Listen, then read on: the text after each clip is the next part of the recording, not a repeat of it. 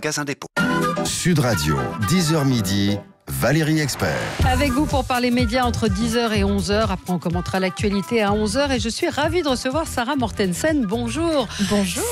On vous connaît peut-être mieux sous le nom de Coralie dans Plus belle la vie. En tout cas, c'est ce qui vous a fait connaître au grand public, malgré une carrière de comédienne assez longue, assez chargée. Aujourd'hui, vous venez pour nous parler des Mystères du Bois Galant.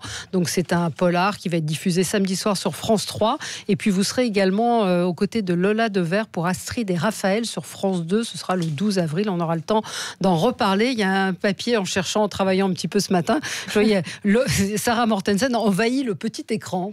Vous êtes partout. Écoutez, d'accord. Vous êtes partout. Donc, alors d'abord, je fais de temps en temps, je fais une recherche Google, je fais ça à mes invités, pour savoir ce qu'on recherche le plus sur vous.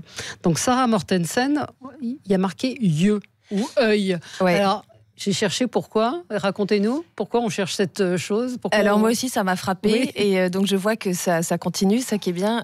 Oui, il y a un grand débat, il y a même des forums pour savoir si... parce que j'ai les yeux verrons. Oui. Et donc, il y a des grands débats pour savoir si j'ai un œil de verre, si je louche, voilà. Ah, c'est le débat. Parce que j'ai vu aussi qu'il y avait une question dans Plus belle la vie de savoir si vous deviez porter des lunettes ou pas. Donc ça aussi... Oui, j'ai vu, il y avait un site charmant d'un monsieur que je ne citerai pas, le magnifique, qui veut m'envoyer en Afrique parce que j'ai des yeux très étranges et que tourner avec des lunettes de soleil, c'est pas bien. Bon, donc voilà, c'est pour ça. Je n'ai que les yeux verrons, tout va bien. Je suis sûr que vous pourriez faire un livre avec les fans de Plus belle la vie, de ce qu'ils vous écrivent. Vous avez beaucoup de courriers ou pas? Oui, je reçois pas mal de lettres. Ouais. D'amour ou pas? Parce qu'il y a couple, on veut savoir si vous êtes en couple, tout ça, taille, âge. Oui, tout t'intéresse en fait. Voilà, j'ai envie de dire. Non, mais c'est bien, tant mieux. Donc, plus belle la vie, c'est ce qui vous a fait connaître, en tout cas. Puisque c'est vrai qu'une série quotidienne, votre visage devient est de plus en plus présent dans les foyers français. Mais vous avez tourné dans beaucoup d'autres. Vous avez fait du théâtre, vous avez fait du cinéma. On vous a vu dans Il te ressemble. J'ai oublié le titre. Il a déjà tes yeux. Voilà. Oui, tout à fait. De Lucien Jean. C'est peut-être ça. C'est peut-être ça. Yeux aussi. Non, les yeux c'était bien avant. Et alors les Mystères du Bois Galant, Rémi, nous, on a regardé, on a beaucoup aimé le couple que vous formez avec Olivier Citruc. Avec Olivier Citruc, en fait, vous êtes une flic de Paris, en fait, mais qui est originaire de cette région des Charentes, et qui arrive passer des vacances et qui se retrouve confronté à un meurtre. Et alors, la personne qui est chargée d'enquêter sur le meurtre, c'est un capitaine de gendarmerie que vous avez rencontré apparemment juste la veille. Et vous vous retrouvez un peu obligés de travailler ensemble. Et en fait, tout repose là-dessus, sur les relations entre vous, jeune femme flic, et lui est gendarme. Et lui gendarme, mais aucun des deux savait que vous faisiez la même profession. C'est ça qui est amusant. Oui, et puis surtout, elle déjà se retrouve à travailler tout court, alors que pour une fois, elle était en vacances. Donc déjà, ça la contrarie beaucoup. Et puis, évidemment... ils ont passé la nuit ensemble et donc ils se retrouvent le lendemain matin. Après la rencontre d'un soir. Alors il faut dire que vous avez, on voit bien, vous êtes le caractère un peu punchy, dynamique. Vous sortez un peu des sentiers battus. Et puis alors, Olivier Citruc, il incarne un capitaine de gendarmerie super carré, réglo-analytique. Hyper maniaque. Et donc voilà, je pense que l'élément choc, le ressort du téléfilm, il est quand même là-dessus, quoi. Oui, et puis on a eu la chance de tourner avec un réalisateur qui s'appelle Lorenzo Gabriele, qui nous a laissé très libre. Moi, j'adore ajouter des trucs, on adore improviser et tout ça. Et il nous a ouvert la porte. Alors, on est parti au galop avec Olivier. Et du coup, on s'est vraiment amusé. Mais ça se sent, c'est vraiment ce qui domine. Et le film était extrêmement plaisant parce que c'est pas un polar noir pour une fois, c'est pas un truc glauque. Il y a quelques morts. Oui, il y a quelques morts. Mais c'est drôle, c'est humoristique. C'est plutôt, mais ça reste un polar. Mais c'est vrai que je trouve que votre couple, entre guillemets, avec Olivier Citruc, prend le dessus sur l'intrigue presque. Oui, on était ravis qu'on nous laisse faire parce que, évidemment, au début, on tâtonnait un peu. Et puis, quand on a vu que ça plaisait et qu'on avait le droit, là, vous y êtes allé on s'est lâché. Ouais. Comment ça se passe? On pose souvent la question quand on est dans une série comme Plus belle la vie où on est très identifié. Ça n'a pas été un frein pour vous, au contraire? Non, moi en fait, quand on m'a proposé Plus belle la vie, j'ai décidé en disant oui que ce serait un tremplin et pas un enterrement. Voilà. Et en fait, c'est ce qui s'est passé. Ouais. Je pense que si on décide de voir les choses positivement, les choses se transforment positivement. Et donc, c'est ce qui s'est passé. Ça a été pour vous un déclencheur de carrière, parce que vous aviez déjà fait pas mal de choses avant, mais c'est vrai que c'est une exposition assez incroyable. Alors, on a la lumière plus souvent sur nous, quoi, c'est sûr. Donc, à partir du moment où on rentre dans la petite lucarne tous les jours chez les gens s'habituent. Et puis, il y a des gens, des réalisateurs, des directeurs de casting qui pensent à vous, qui vous voient dans un autre rôle. Tout à fait. Mais au départ, Coralie, vous signez pour combien de temps le rôle il est écrit pour combien de temps? Alors, au tout début, 3 semaines. Voilà, c'est ça. Voilà. Qui sont transformés en 6 jours de tournage, d'ailleurs. Ah oui. C'est vrai? Oui, parce que j'ai tourné sur 3 semaines, mais 6 jours. Ouais. Donc, les 2 premières années, ça a été des petits sauts de puce comme ça, de 6 jours à droite à gauche. Ouais. Et ensuite, comme il y a eu un affectif des gens sur votre rôle, vous avez duré combien de temps dans Plus belle la vie? Ça fait 7 ans que j'y suis, mais les 2 premières années, c'était vraiment c'était vraiment des sauts de puce. Donc ça fait 5 ans que j'y suis vraiment. Ouais. Et vous continuez en fait? Tout à fait. Je reste des personnages. Non, je reste très fidèle. Coralie est toujours là. Coralie est en place. Oui, non, elle est toujours là. Elle sévit encore. Prof de maths. Vous trouvez des explications pour vos départs quand vous allez tourner? Comment non, parce qu'en fait, comme on est plusieurs acteurs dans Plus belle, il y a énormément de personnages récurrents. Entre vous avez chacun vos moments à vous. Voilà, on passe d'une histoire à une autre, d'une famille à une autre, et du coup, à part si on s'absente un an, évidemment, on n'a pas besoin de le justifier. Vous n'avez pas besoin de le justifier, non. Et il n'y a pas de problème, vous pouvez passer de l'un à l'autre. Dès que du moment que les productions s'entendent entre elles et que les dates tombent bien, tout le monde s'entend. Ouais. C'est plutôt sympa pour un comédien pouvoir faire à la fois du cinéma, du téléfilm, de la série. Je touche du bois d'ailleurs, parce que vous en avez. Oui. Je trouve que j'ai énormément de chance. Jamais on vous a dit qu'on penserait trop à Coralie et qu'on ne pouvait pas vous donner le rôle parce que les gens n'arriveraient pas à faire la différence. Ça vous est arrivé au début ce genre de... Moi j'ai toujours essayé de prouver le contraire, en tout cas en passant des essais. Voilà, je suis toujours arrivée avec une proposition très différente et j'essaye d'arriver... je travaille toujours mes essais comme si j'avais le rôle en fait déjà. Donc j'arrive avec un personnage déjà assez planté et du coup ça permet aux gens de se dire... d'essayer d'effacer en tout cas l'image de Coralie. Qu'est-ce que vous préférez tourner? Du polar, de la comédie parce que vous avez un naturel plutôt joyeux. Enfin, quand on vous voit, alors vous êtes capable de jouer, je pense qu'on va le voir dans Astrid et Raphaël, c'est plus... Oui, là, c'est pas le même rôle du tout, puisque votre Astrid, votre comparse, est atteinte d'autisme, du syndrome d'Asperger. Oui, Astrid, elle est autiste, mais Astrid, elle a de l'humour quand même. Ouais. Parce que les autistes, contrairement aux neurotypiques, étant assez cash et ne calculant jamais rien, ça crée souvent des décalages assez drôles. Donc j'ai mis quand même de l'humour chez Astrid. Ouais. Et vous avez vu Good Doctor ?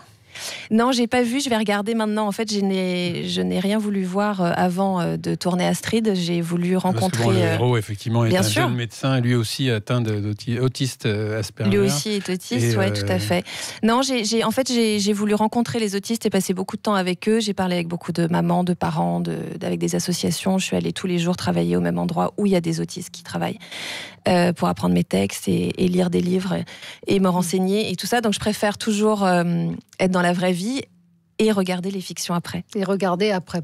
Qu'est-ce que vous regardez, vous, à la télévision ? Vous êtes une fan de fiction et de séries ? Alors moi, je regarde beaucoup j'essaye de regarder en gros tout ce qui sort, parce que je me dis que potentiellement, je pourrais aller faire un saut. Ouais. Et rencontrer aussi le travail de réalisateurs, les différentes productions. Et donc, je m'intéresse beaucoup à la fiction française, bien sûr. Après, je suis fanatique de Netflix aussi. Et j'aime beaucoup... non, mais par exemple, sur Capitaine Marlowe, je trouve que cette série est démente. Et à la base, c'était juste un unitaire. Sur Netflix, je mange tout. Ozark. Alors, This Is Us, c'est pas sur Netflix, mais je trouve cette série formidable. Enfin voilà, je mange les séries. Oui, vous les mangez. Je les mange. Et qu'est-ce qui vous fait zapper ? Regardez Les Anges ou Les Marseillais ? Non, ça c'est de la télé-réalité. Et ça ne me parle pas. Et donc, qu'est-ce qui vous fait zapper, ce genre d'émission ? Pas trop ? Alors souvent je regarde en replay en fait, c'est-à-dire que je choisis de regarder les choses, donc en règle générale je zappe Peu. The Voice ou Danse avec les stars, non? Je regarde pas beaucoup la télévision. Je regarde énormément la fiction française pour savoir, parce que je travaille dedans et j'estime que ça fait partie de mon métier de regarder ce qui se passe. Après, je suis pas. Les talk-shows, non? Les talk-shows quotidiens, là où il y a, au quotidien, où touche pas à mon poste, où c'est tous les jours il se passe quelque chose. C'est très scénarisé aussi. Oui, c'est assez scénarisé. Si, bien sûr. Non, mais je regarde ce qui se passe partout, évidemment. Touche pas à mon poste. Vous préférez lequel? De talk-show? Ouais. Vous me posez une colle. Ouais. Et en même temps que Plus belle la vie, donc elle regarde Plus belle la vie. Vous avez regardé Demain nous appartient? Bien sûr. Un peu concurrencé. Bien sûr, j'ai regardé Demain nous appartient, j'ai regardé Un si grand soleil. Un si grand soleil, je voulais dire un si grand soleil. C'est les deux sont des feuilletons. Maintenant on est 3. Voilà, plus on est de fous, plus on rigole. Moi je dis tant mieux. Ouais. S'il y a du public pour. Et vous vous amusez toujours à faire Plus belle la vie? C'est un plaisir pour vous? Vous ne pas me dire non, je pose la question.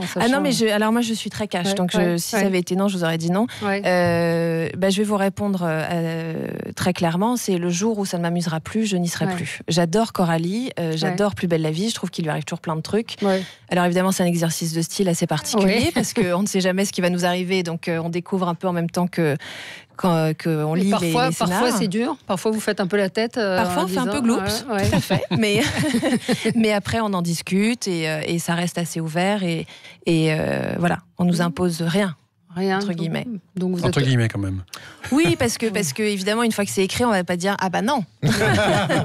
Mais bon, on peut négocier. Oui, donc, les mystères du et Olivier Citruc, il a l'air vraiment gentil. Je le connais pas. Il est très gentil. Il est en tout cas très sympa, très drôle, charmant. Mais ça pourrait devenir une série. Oui, je trouvais aussi, c'est ça, c'est la question qu'on se posait. Dites-le haut et fort. Oui. Non, mais c'est un tandem qui fonctionne très bien, je trouve. Franchement, en finissant le tournage, on avait tous envie d'y retourner tout de suite.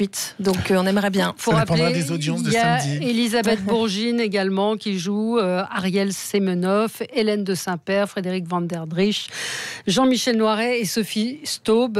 Donc ce sera samedi, Les Mystères du Bois Galant à 21h sur France 3. On vous en reparlera vendredi pour que vous n'oubliez pas. Ah oui, n'oubliez pas. Et puis Astrid et Raphaël, je pense qu'on aura l'occasion d'en reparler également. Merci beaucoup Sarah Mortensen et puis on vous retrouve dans Plus belle la vie. Je ne sais pas si vous y êtes en ce moment ou pas. Je prends le train tout à l'heure, tout à fait. D'accord. Très bien. Plus belle la vie également pour retrouver Coralie. Merci à vous. On va passer aux 30 secondes pour convaincre. Sud Radio, le 10h midi, les médias. Vous avez 30 secondes pour convaincre. Alors Valérie, ce soir, c'est un match à ne pas rater. La France va affronter l'Islande après leur titre de champion du monde. Les Bleus de Didier Deschamps sont de retour au Stade de France pour la campagne de qualification de l'Euro 2020. C'est donc un match important. Quels sont les enjeux? Pourquoi faut-il regarder M6 ce soir? On a téléphoné à un des commentateurs, l'ancien international Jean-Marc Ferreri. On lui a donné 30 secondes pour nous convaincre. Alors il faut regarder ce match absolument. Pourquoi? Parce que déjà dans cette poule, qui n'est pas une poule très relevée, les Islandais sont toujours des joueurs et une équipe coriace.